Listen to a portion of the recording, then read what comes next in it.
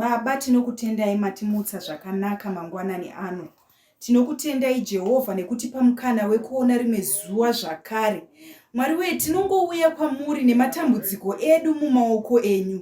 Jehovha, dambudziko ndiroro mangwanani ano rekudya chikafu. Ingava vana vakazara pamusha pano Mwari.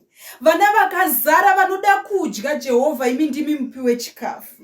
Izvozvi Jehovha, pane imwe mimba iripo Mwari.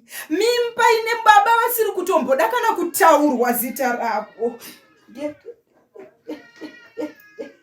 Tinokutendai Jehovha, tichengetei, mutipe chikafu chekudya, nekuti vana ava vakazara panava, vana vakazara nemimba yaitwa Jehovha inoda chikafu Mwari. Tinokutendai mangwanani ano. Amen. Mwari Baba, tinokutendai mangwanani ano Ishe masimba. Tinouya kumberi kwenyu Mwari wemasimba ose. Nenhubu dziri muno mumba muno Mwari Baba wemasimba ose. Dzinodanana naPeter naJohn naSamuel maboyfriend 7 pamunhu 1. Hapana chinobuda. Vanopupura kutaura kuti vana vawanda paumba, anozvizvarira vanawo. Tazwanga ari kubvisa nhumbu pano pamusha Mwari Baba wemasimba ose. Iwai nawo muwatonge chaizvo kudenga. Nhumbu 7 dzatinoziya ko dzatisingaziyi dzakabviswa. Mwari Baba iwai nawo. Amen. Mwari makanaka, matidzosera zvakare pamuri. Zviri nane Jehovha, nekuti imi makatipa upenyu hwekuti tigokwanisa kuzvichengeta isu.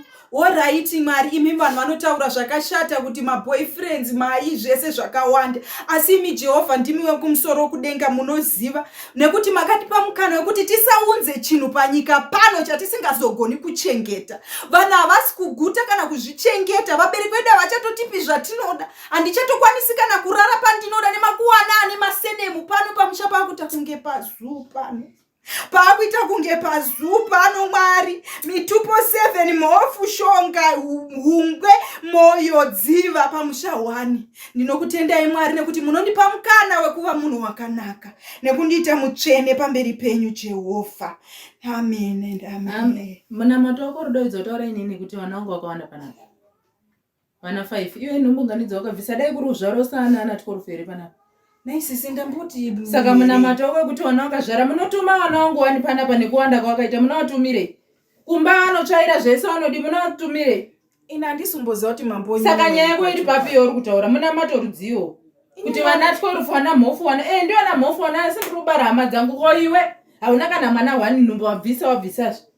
Inini zvimwe dzacho mune muchingoitawo henyu hasha, muri munhu akazvitakura, ende nhumbu yamusomboziva ndeyani. Zvine basa rei? Asi inini hangu ndiri munhu ari nani wekuti handikwanisi kubva ndapa proof yekuti ndo zvandiri kuita. Zvouri kuita zvobvisa nhumbu tichingonzwa muchibvisa nhumbu muchibva. Zvenhumbu kubvisa handina hangu nekuti hapana pari kuonekwa kuti pakambobviswa. Muchingobvisa zvakanaka. Hapana kana mwana wangu achatuma pano. Yese basa ranitamuka. Ende pana hapana chamuchadya chemari yandiri kupuwa nemaboyfriends angu 1000. Handina basa nemari dzekuhure. Saka ino muchadyei nevana venyu nemari dzekuhura. Mobva masumuka vamaita basa renyu rese vana vangu vashandi basa iroro. Nevana venyu 600 muchadyei boyfriend yangu ikasamuka mari pano.